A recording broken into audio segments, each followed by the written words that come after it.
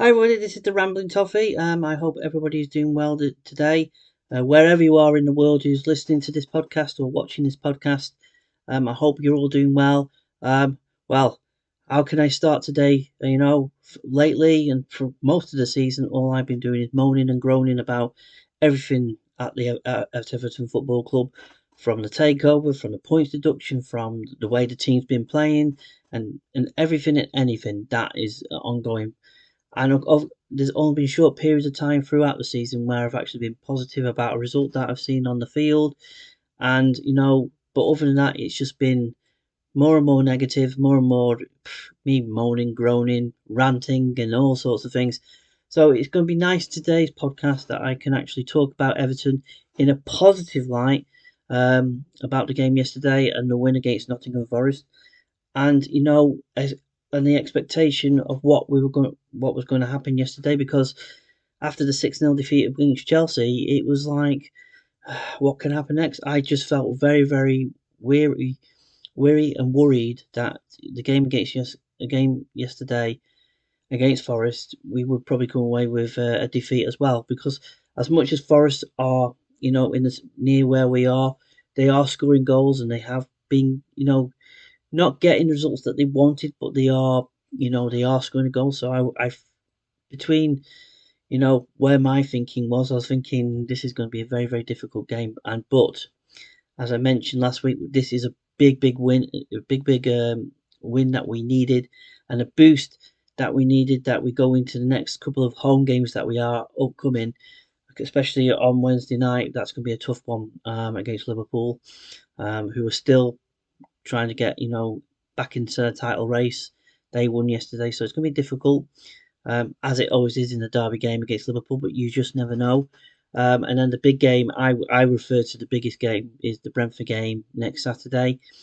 If results go for us this week, with Luton and Nottingham Forest as well, of course, and teams around us, if they can drop points, because they have got a couple of away games upcoming, if they can get, if they can drop points and we can gain some points, then I think we'll be safe, and not get relegated for this season, and we'll be in a really, really strong, be able to end the season without really any kind of stresses or of if we're going to stay up or not. And it's been a long time coming to actually even a little bit thinking in that way, because if for after the 6-0 defeat, I genuinely thought that we are down. I just felt that we're not going to get any more results, we're not going to get any more points, because I just think, well, how are we going to win, how are we going to get these results now in these games? So yeah, great result yesterday. So yeah, let's get into the game yesterday. Everton 2, Nottingham Forest 0. Sean Dyche made some changes, obviously, from the 6-0 defeat. Onana got omitted, from the squad, and we had, obviously, with Patterson injury when he came on near the end of the game against Chelsea, is out for the rest of the season, obviously, and Seamus Coleman's also injured. Ashley Young reverted back to a right back role, and Jack Harrison came back in to play on the right wing. And it was great to see Gomez in the team as well, starting with Idrissa Gueye as well. So basically, the midfield was changed, and of course Dominic Calvert-Lewin came back in for Beto, and it was same old in the same like formation and everything else like that, and the tactics obviously were very similar. But we started off first 10-15 minutes, we were shocking with passing and moving the ball around. We got ourselves into positions going forward, and I thought, wait, let's get forward, but they kept on giving the ball away. The final ball was terrible. I thought Andre Gomez, I don't know why he was given some free kick responsibilities and corner kicks. He was shocking. He was hitting the first man or hitting it over, putting too much pace on the ball. But other than that, with Andre Gomez, I'll say that he had a good game yesterday. He kept hold of the ball and he kept control of it. But for that first 10-15 minutes, it was like, have they learned anything? Did they take anything? And get out there and try and get a result. Get forward. Just let it go, basically, and just do the best you possibly can. Put the fight in. Put the commitment in. But again, it was like same old, same old. Get the ball, we trying to get it forward, trying to get into positions, and it was the final ball, it was the final pass, it was this, and it was frustrating. And I was just thinking, here we go again. It's like same old thing again. It was like the Burnley game. I'll give an example at home when we won 1-0. Same old, but in that game, it was throughout the whole of that game. We got the goal in that occasion, and but other than that, we were just very, very disappointing. But it was just like we can't pass the ball to each other. We couldn't. It was like they've never played with each other again. I said this against after the Chelsea game. Same scenario. They were like alien beings. They've never really met each other. Didn't even do any, anything. As soon as we went 1-0 down in the game against Chelsea, it was like just caved in. The mentality of the squad in that game had gone. It wasn't strong enough. There wasn't strong characters in that team who could pull us all back, and that's what I got from that game. And what I felt was that how are we going to get wins? How are we going to get results? But after the initial 15 minutes, gradually we got the ball a little bit more. We started to move it forward a bit more. We passed the ball a bit more. Okay, we continue to do what we're doing with the tactics with Jordan Pickford launching the ball forward to Calvert-Lewin to knock-ons, but we were getting opportunities. We were getting in better positions. We were improving. We were a lot more committed, a lot more determined. Players were really, really, really. You can say they've taken on board obviously what happened after that game and taken responsibility for it, and they've gone out right. We better go and do something about this. But I will say, in that first half, and even throughout the game, there were moments. I'll continue to say this that were frustrating for me, and I was just like thinking, why can't we string passes together in a game? Why can't we get forward when we do? Because, as I mentioned in a minute, in the second half, when Forest were trying to get back into the game and getting forward a bit more, but when we got the ball, we were getting forward at mass. It was just the final passes and the final crosses. It was just all wrong decision making again. But the main thing in this situation is in that first half, it was frustrating in bits, and I just thought, where are we going to get this goal? And of all players, Idrissa Gana Gueye, when he got that ball, like me in my head, and I said, the person next to me, and I forgot what her name is, but we always chat. She's great, great Evertonian. She's like me. We bloody moan about throughout the whole game about how passing this and that and the other, where we need the goal, we desperately need it. And the conversation around there is like, come on, where's this goal coming from? And then Idrissa Gueye got the ball, and I thought, here we go. He doesn't normally, when he hits the ball, we all know what's going to happen next. Goes over the bar, and that's it. And it's just this, it's standard basically with him.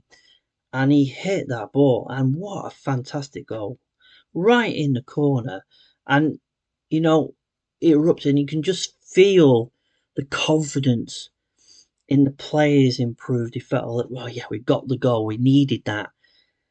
But it's what it from that 15 minutes initially. I know, as I mentioned throughout the game, there were moments where I just got frustrated with it, and I think a lot of fans did as well with the passing, the final pass while going forward. It was a much improved performance. It was a better performance, got all round. Every player committed.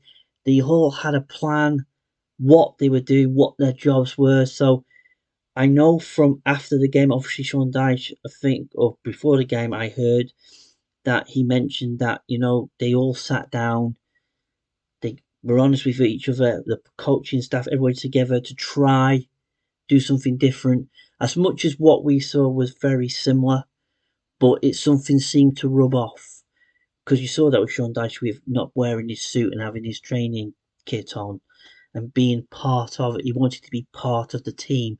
So maybe what we're seeing is that there was been a separation between the players and the coaching setup, and he needs to be more all together as one. But that's what he said. So obviously something shifted. Everybody's taking responsibility for this.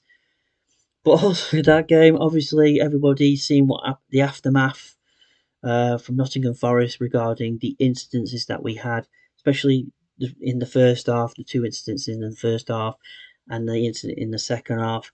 I'll get onto the second half in a moment, but the first half, obviously, the one where Ashley Young, who had an okay game, he did his job, but he was the epicenter of all the issues that were up with these incidences, where on another day could have been given as penalties. One in the incident, obviously, he went down the foot trailing getting the ball. Um, Referee saw that and thought no. VAR, I don't know if they checked that one, I don't know, but wasn't given. But on another day, could have happened, could have been given. Obviously, the handball, but then again, in my mind, I thought that's not a penalty. I'm being biased in some senses if it happening to us, and we've had situations like that happen to us this season. Um, I would have been absolutely irate, thinking we should have been given a penalty for that. But when he was headed on, he was actually it was so near to him, he couldn't have time to move his arm, and I just felt that was not a penalty. The first one, obviously, I mentioned that I don't think that was a penalty. I think the Forest player went down a bit too easy trying to get a penalty. Um, but I will say I'll come back to the one that happened in the second half, and I'll talk a little bit about the statement that Forest put out there after the game and the whole uproar of the whole thing later on as we come to the end of the game. But 1-0 at half time, come out in the second half. We were a little bit kind of guessing that Forest would get back into the game more. I did feel that, for a certain period of time, we weren't getting as forward as we were wanted to.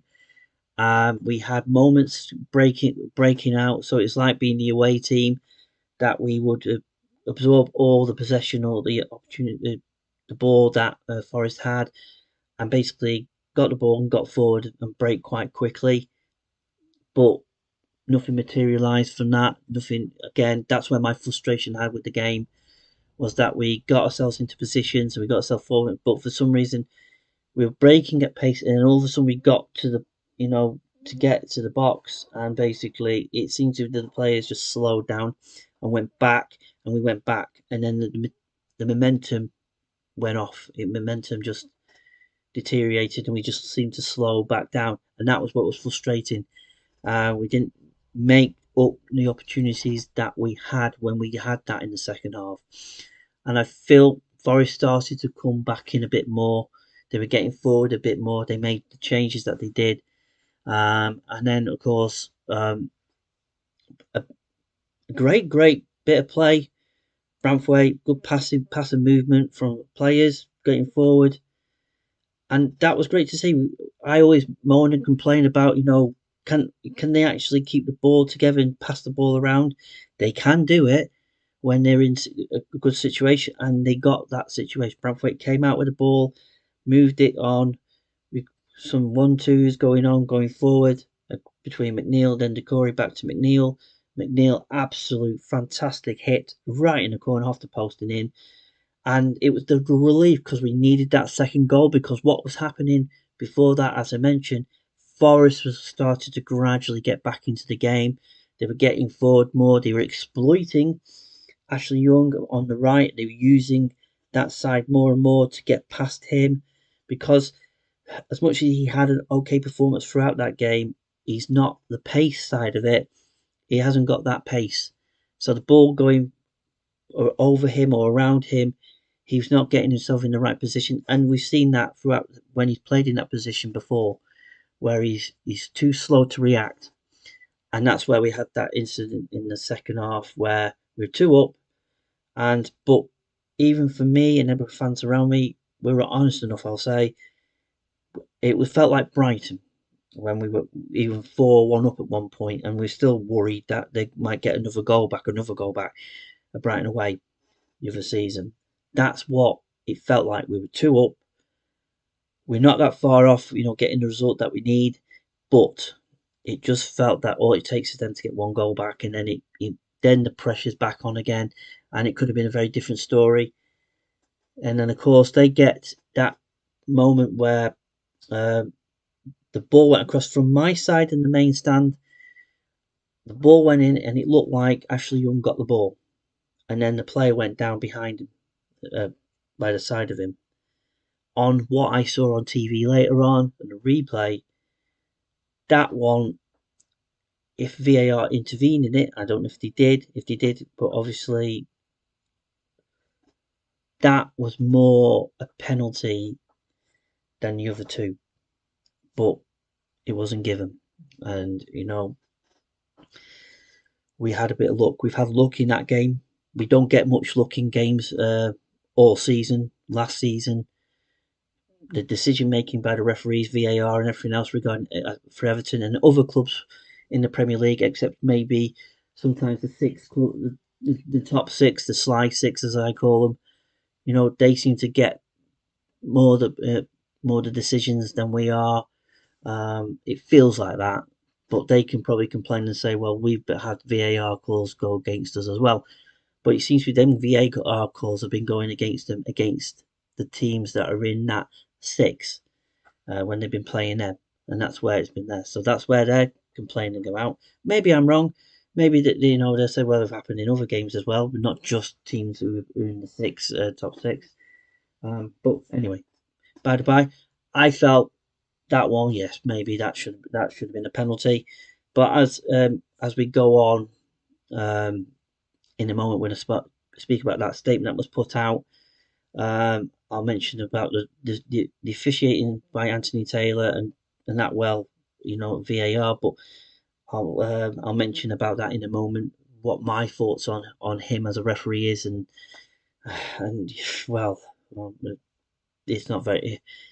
He shouldn't be refereeing, to be honest with you, but I will get more into that in a moment. Of course, right at the end, an incident happened with Beto getting knocked out, knocked unconscious. Thankfully, he's okay. It's looking unlikely because there is concussion protocol with head injuries, so they have a certain period of time before they are allowed to remain training and get back into the team again and get themselves back playing again. So, but thank God he recovered because it was very worrying, and especially when I saw the likes of Dwight McNeil and I think Ashley Young, who were actually heads in their arms and really concerned about Beto because we didn't know what had actually happened. Obviously, we knew it was serious and how long the length of time it took for him to get on the stretcher and taken away to hospital. But he's tweeted and he's put stuff out there on Instagram. I think it is that he's fine and he'll recover perfectly fine with that. I think so. That's all positive and all good because I did feel in one sense that Beto came on in the second half for Calvert-Lewin and he worked really really well. I was quite shocked because everybody else, about his control and everything else, but he instantly came on the pitch. Somebody passed him a really quick ball to him, and he controlled it instantly, and he got it out wide to Harrison, and he made more of an impact. And no disrespect to Calvert-Lewin, he's probably coming off an injury, and he's trying to recover again, or trying to get back up to full speed again in the game yesterday. But Beto came on instantly in that few minutes. He did more work than what Dominic Calvert-Lewin did in the whole of the game, all the time that he was on the pitch. So yeah, he did well. He had one or two run-ins going through on goal, but one occasion I thought was a foul, but he did his job, and good for him. And hopefully, we'll continue seeing the best of him when he comes on from as a substitute as we come to the end of the season. And starting with him personally, my personal view is that he should be more a player that can come on and impact in that way, and he'll get better. I hope. He gets better. But as we'll say, yesterday it was a good performance when he was on the pitch, and he did the job that he did, and whenever he got the ball, he did well with it. He obtained it well. He got it out to the wingers and got all the players in. So he did his job really well, a lot better than I was expecting from him. But then, of course, what happened next when he got knocked out? Yeah, so thankfully he's on a full recovery, so it's really, really good that hopefully we'll see him again soon. But Schmidt came on for him, and I think he did really well. So it'll be interesting what happens on Wednesday if Calvert-Lewin is not available, if he has got a knock, and because we won't have Beto neither, that would Chimity come in for that game because I think he did really well when he came on. Got himself about with the centre backs, and he was getting around, and I think he should have had a foul. On one instance, he wasn't given anything. He was pulled down and everything, nothing. And I think we played on from it. And well, the referee played on for a few seconds. Nothing happened of it, and we didn't get a free kick from it. That is now we move on to the absolute uproar that what happened, not just for those decisions yesterday for Nottingham Forest. Nottingham Forest obviously have had issues with the referee and VAR, and similar to everybody else. I've talked about ourselves and the situations that we've been in this season with VAR and refereeing decisions that have been absolutely shocking at best. And I can be sympathetic to an extent with fans and the club, Nottingham Forest, for what the instances yesterday and instances throughout the games that they've been involved in where decisions have gone against them, and you can understand the frustration, and I can understand the reasoning, but that statement, from my perspective, it shouldn't be coming from the club in that manner, because it's fine me as fans or any fans to call it as corruption because it seems to be the top six clubs get the better decisions than we do. We'll play Liverpool on Wednesday, and they'll get more decisions against for them than for us, and it will happen. And that's the feeling that we all have, and that's the feeling that we have with the referees this season and last season since the VAR's come in as well. And I think you know it's that statement in a sense of the word, and then we got their manager also not conspiracy theories, but basically saying that there's an issue here.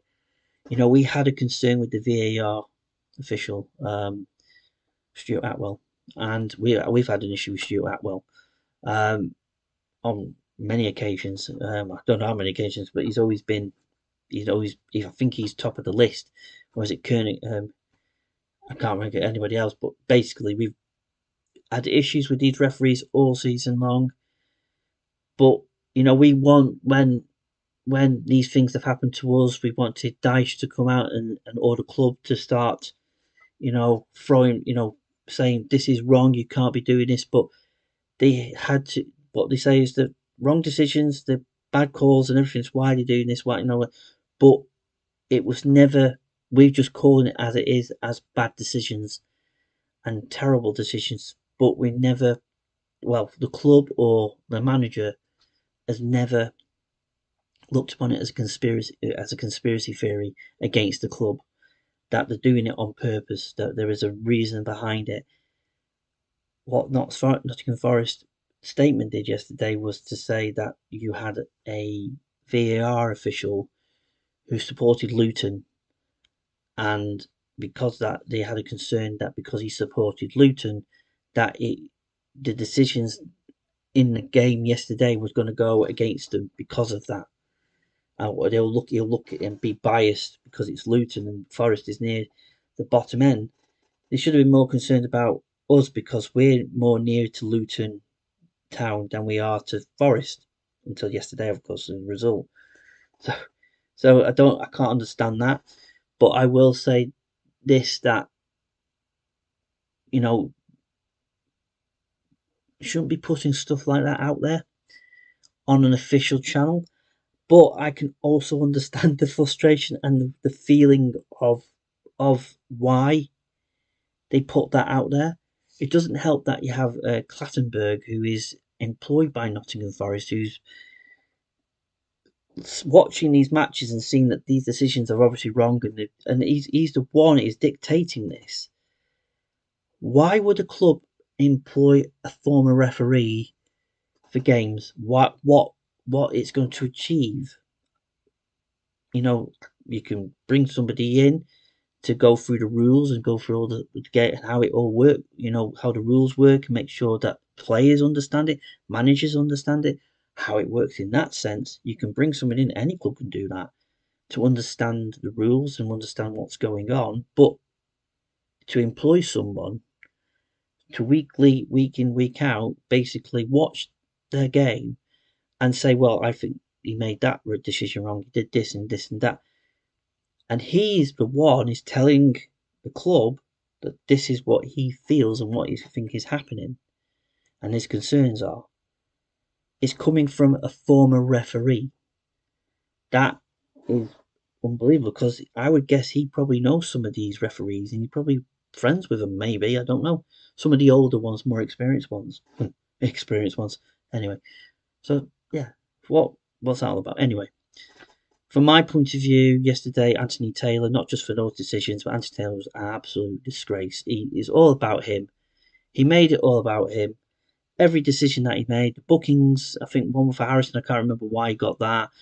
Bramthwaite got a booking because he actually was rightly had a go, because it was a foul, I think it was. He was right to have a go because it could have been caused an injury, and right to have a go. I think it was Dwight McNeil got knocked down, and he got booked for remonstrating about it.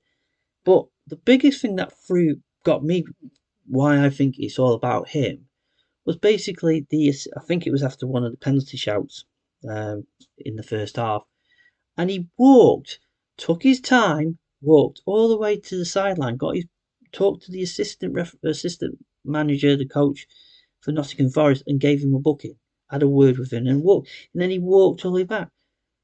And he probably paused. That's why we had amount of time that was being deducted through injury and other things like that throughout the game.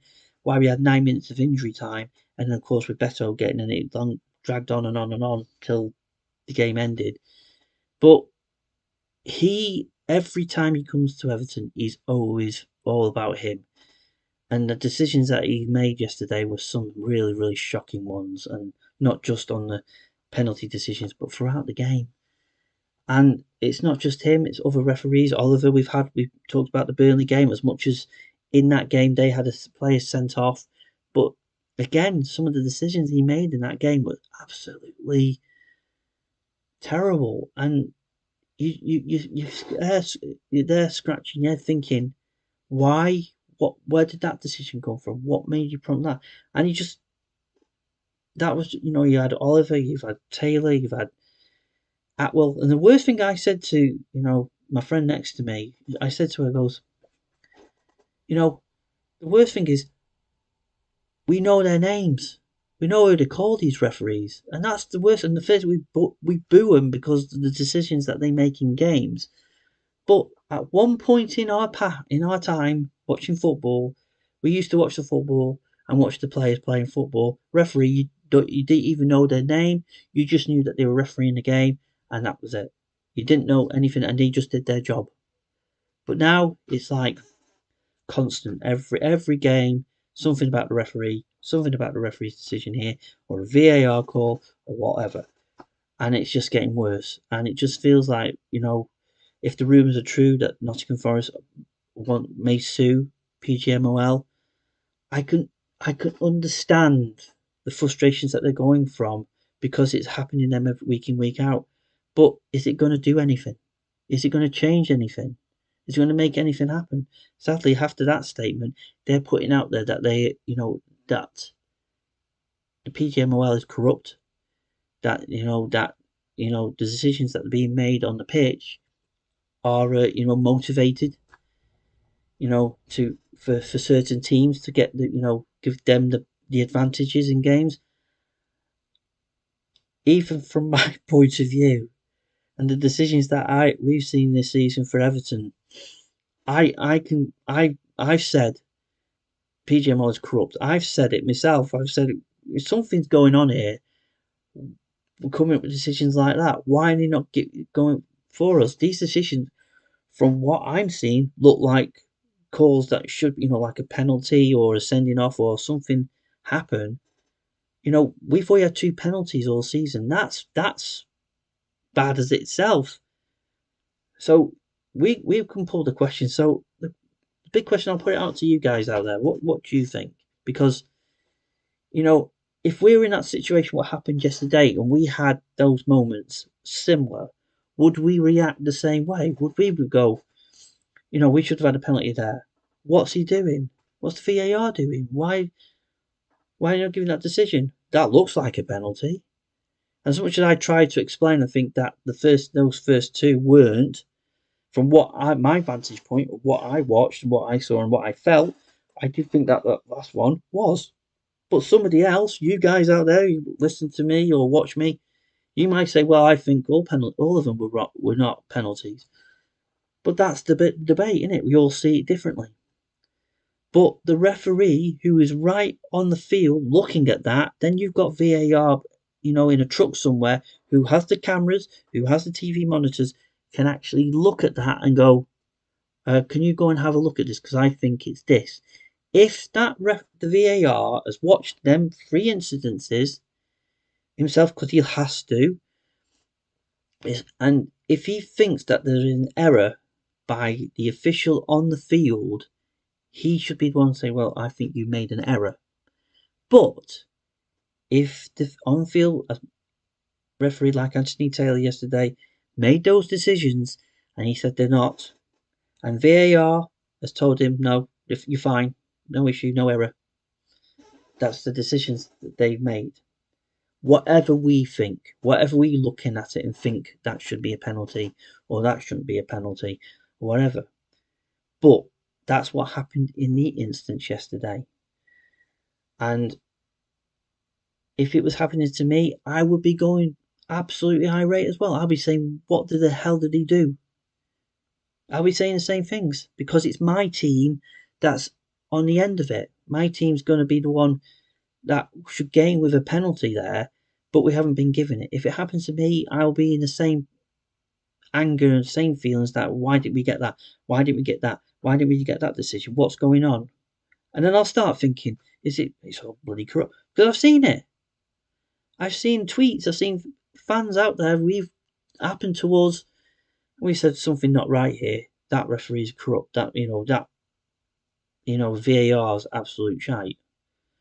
But you'll find that on an official sense, that's the emotion, that's the way we are. But in an official sense, Sean Dyche comes out and just says it's happened, and will say, I think it's a penalty. I think it's this from what I've seen, but the referee's giving this.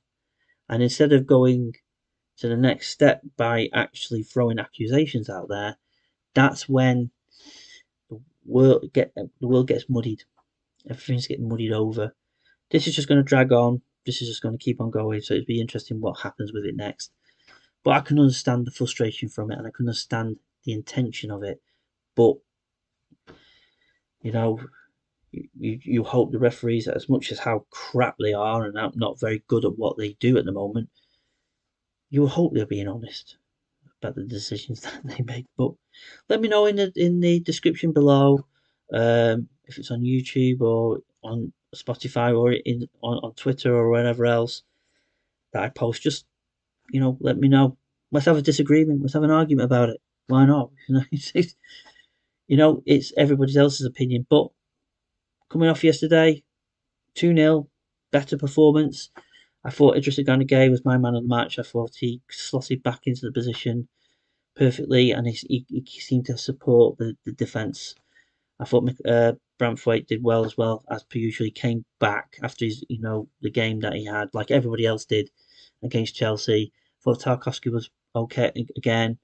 Ashley Young had an okay game despite the incidences that took place. I thought it was an okay performance, a performance that had a plan in place, and they seemed to go for it. So yes, take 2-0. It's an improvement. It's nice. We can go into the next game against Liverpool, hopefully set up the right way. You never know. You never know. You never know what's going to happen next. It is the derby game. They always say that form goes out the window and that sort of stuff. It's going to be a massively difficult game, but all I'll say is you never know. But in my mind, the biggest game is going to be Brentford on Saturday.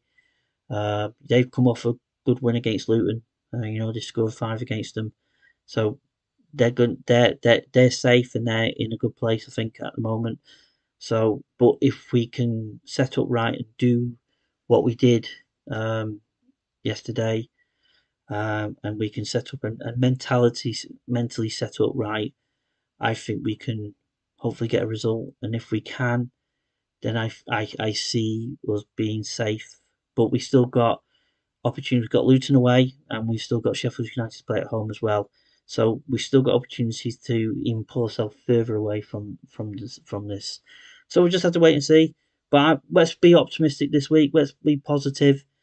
It's always that tends to happen when we win football matches. You do you take the positives from what you see in the game. Yes, I saw, as I mentioned, I saw um, moments throughout the game where couldn't string passes together, or the final pass was not good, or was not, and a bit disappointing in parts. But other than that, it's a 2-0 win. It was a morale boosting win.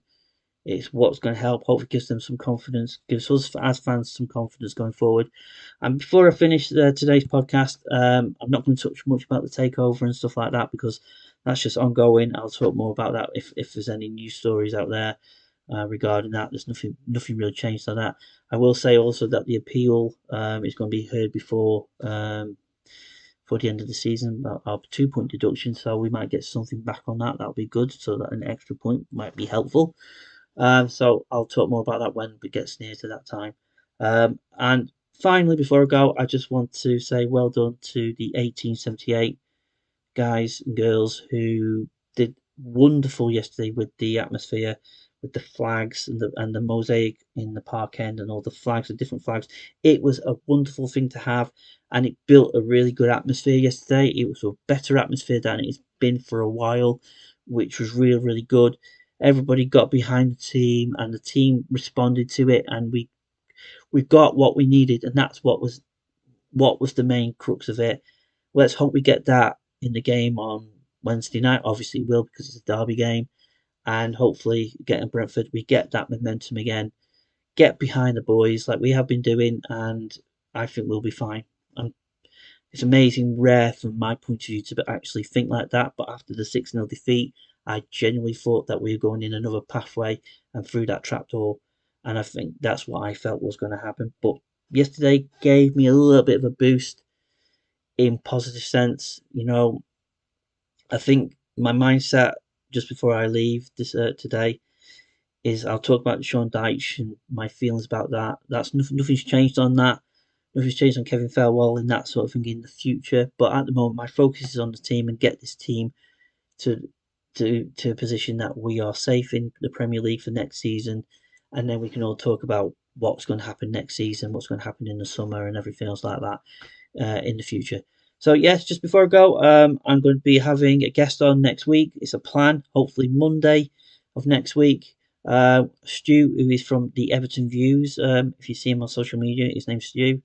He's requested he wanted to come on, so I thought, well, why not? It's not just me rambling on. We can have somebody else who wants to rant or ramble on about everything that is Everton Football Club. So hopefully next week, that'll be planned. So just keep an eye out for that. I'll keep everybody posted on that. So it'll be great to see and hear Stu views and opinions about all things Everton Football Club next week, and also So yes, you can also follow him on social media through Everton Views. That's his other Twitter page that he has. So just keep an eye out and ear out on that one. And on that note, thank you again for listening to the podcast. Please give as much feedback as you possibly can. If you're on YouTube, if you can subscribe and like the page, like the videos that I do. If you're on Spotify, follow me if you can. If you've not already have done, I'm on Apple Podcasts and everything else like that. Just keep, get, any support be fantastic because it's always been appreciated and it's always been great to have. So I want to say thanks again. Enjoy your week. I'll keep my next podcast will be obviously next Monday. So I'll give it, me and Stu will have a chat about the Derby game and also the Brentford game, and anything else that's going on. So on that note, have a great week. Take care, and I'll speak to you soon. All right. Bye bye.